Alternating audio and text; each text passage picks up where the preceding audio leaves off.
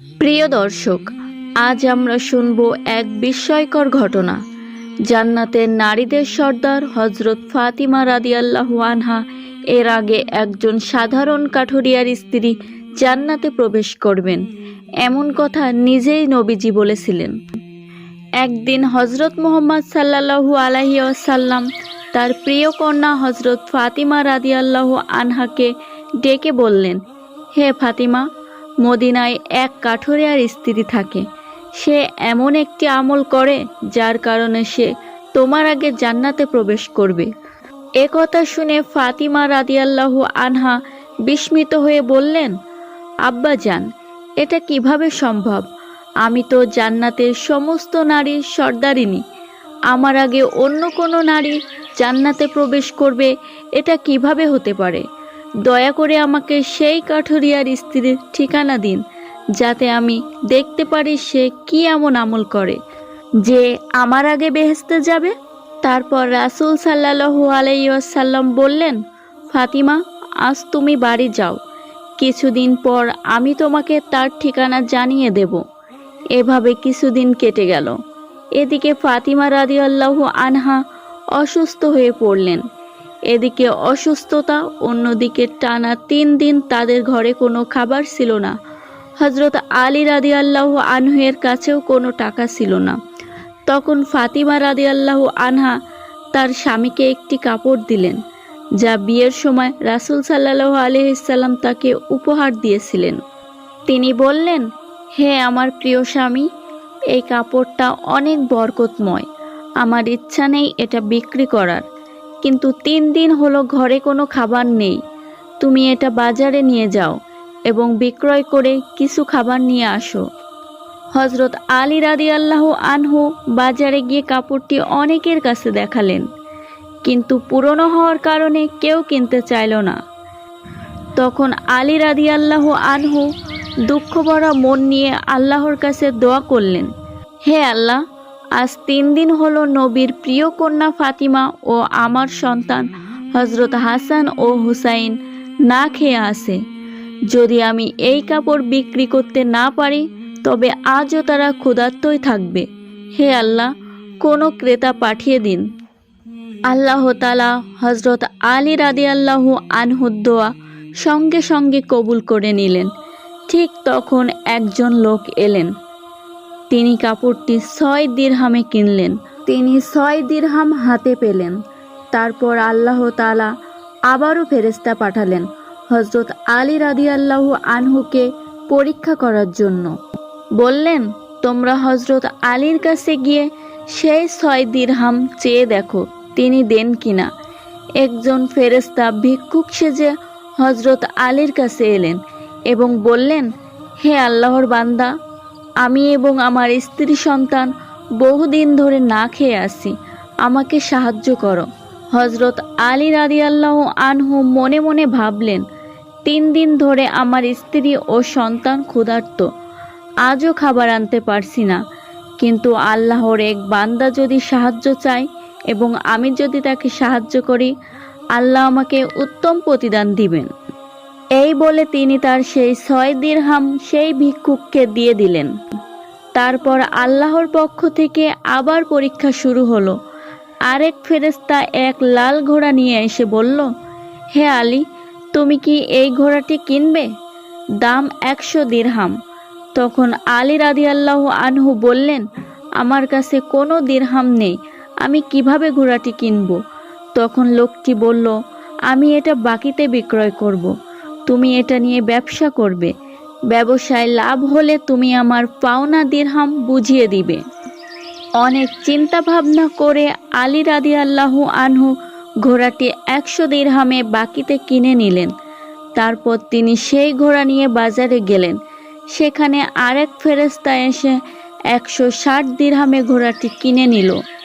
এভাবে আল্লাহ তাআলা 6 দিরহাম দানের বদলে 10 গুণ বৃদ্ধি করে হজরত আলী রাদিয়াল্লাহু আনহুকে 60 দিরহাম ফিরিয়ে দিলেন। তিনি অনেকগুলো খাবার কিনে ঘরে ফিরলেন।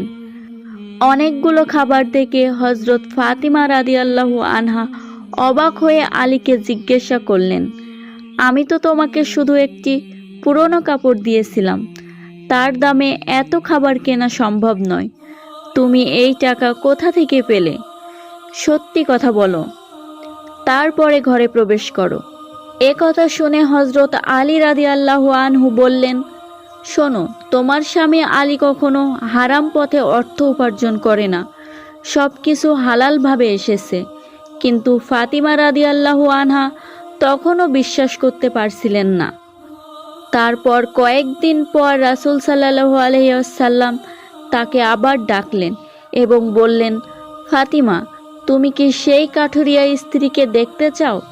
ফাতিমা রাদিয়াল্লাহু আনহা বললেন, হ্যাঁ আব্বাজান। তারপর নবীজি সাল্লাল্লাহু আলাইহি ওয়াসাল্লাম সেই কাঠুরিয়ার স্ত্রীর ঠিকানা বলে দিলেন। ফাতিমা গেলেন কাঠুরিয়ার স্ত্রীর বাড়িতে, দরজায় সালাম দিলেন। কাঠুরিয়ার স্ত্রী ভিতর থেকে বললেন, নবীজির কন্যা আমার ঘরে এসেছেন, আমি খুবই সৌভাগ্যবান, কিন্তু আমি স্বামীর অনুমতি ছাড়া কাউকে আমার ঘরে ঢুকতে দেব না। আপনি বরং কালকে আসুন, আমি আমার স্বামীর থেকে অনুমতি নিয়ে রাখব, তারপর আপনাকে আমার ঘরে ঢুকতে দেব। এ কথা শুনে হজরত ফাতিমা রাদিয়াল্লাহু আনহা ঘরে ফিরে গেলেন। পরের দিন আবার গেলেন, কিন্তু তখন তার সঙ্গে ছিল হাসান রাদিয়াল্লাহু আনহু। তখন কাঠুরিয়ার স্ত্রী বললেন, আমি শুধু আপনার ব্যাপারে অনুমতি নিয়েছিলাম, আপনার পুত্র হাসানের ব্যাপারে নয়। আজকেও আপনি ঘরে ফিরে যান এবং কালকে আসুন, আমি আপনার এবং আপনার সন্তানের ব্যাপারে আমার স্বামীর কাছ থেকে অনুমতি নিয়ে রাখব। এই কথা শুনে হজরত ফাতিমা রাদিয়াল্লাহু আনহা ঘরে ফিরে গেলেন। তৃতীয় দিন হজরত ফাতিমা রাদিয়াল্লাহু আনহা হাসান ও হুসাইন দুজনকে সঙ্গে নিয়ে গেলেন। তখনও কাঠুরিয়ার স্ত্রী বললেন, আমি শুধু আপনার ও হাসানের ব্যাপারে অনুমতি নিয়েছি, হুসাইনের ব্যাপারে নয়। আপনি আজও ঘরে ফিরে যান এবং কালকে আসুন, আমি আপনাদের তিনজনের ব্যাপারে অনুমতি নিয়ে রাখব। এ কথা শুনে হজরত ফাতিমা রাদিয়াল্লাহু আনহা আবারও ঘরে ফিরে গেলেন এবং চতুর্থ দিন আবার এলেন। অবশেষে তিনি ঘরে ঢোকার অনুমতি পেলেন।